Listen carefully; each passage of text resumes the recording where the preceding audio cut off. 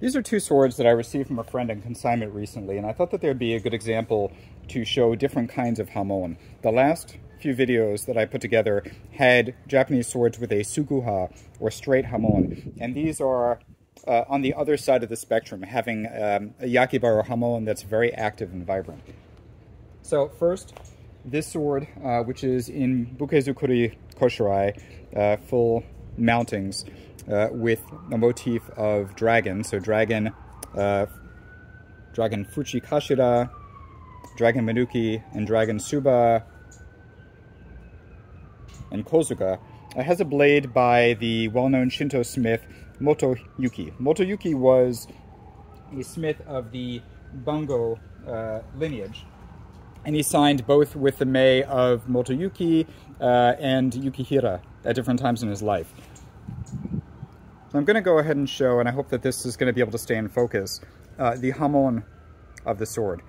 And it's a very wild choji or choji mirare hamon.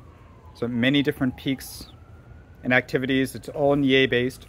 So you can see with the proper lighting the crystalline edge of the sword and all the workings inside. So as you study more about Japanese swords, there's specific kinds of activities that you'll start seeing in the blades, like kintsugi, which are flowing gold lines within the hamon, tsunagashi, flowing areas of nie that cross from one peak to the next, and then within the jihara of the sword, you're going to see jinie, which is individual crystals, and a sword that's a very high quality, especially one that's more of a soshu type workmanship or a soshu tradition blade as this one, has nie everywhere. Nie in the hamon, nie in the ji. If you look above the yakiba, looking in the shinogi area, which is the burnish area of the sword, you'll see that there are areas that have hardened as well. So you have tobiyaki here, muneaki, so the hardened area extends down from the back of the sword.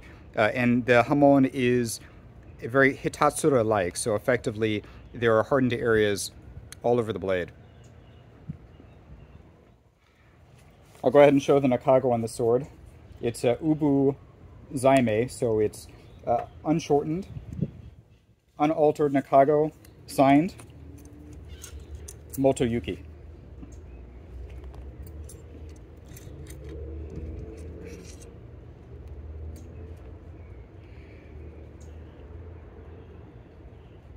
So this is a Sanji Mei. It's a 3-character inscription, and the Mei is Minamoto Motoyuki.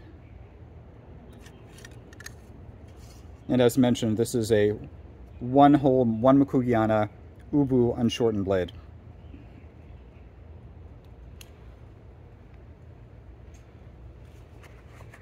And these papers are NBTHK Hozon Kanteisho. There are 4 different levels of papers with the NBTHK. This is the first level, or Hozon.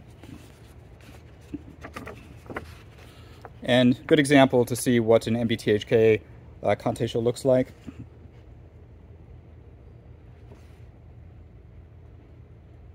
On this side you have the statement, it's a wakizashi. It's signed, so indicating the Mei. And then you have the inscription reflected here.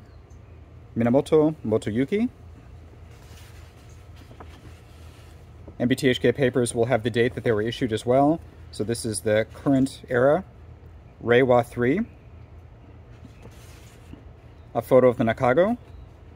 And then whenever the sword had been registered most recently, you'll see that there's a stamp here indicating that the current registration in Japan for the sword was the Showa period in Showa 39.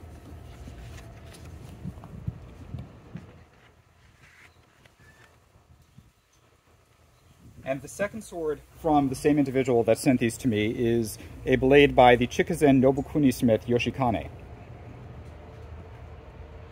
And like many of the Shinto Chikuzen Nobukuni smiths, the hamon is done in a very wild and active choji as well.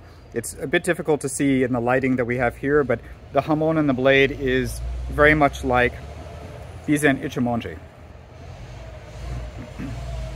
It's extremely wide.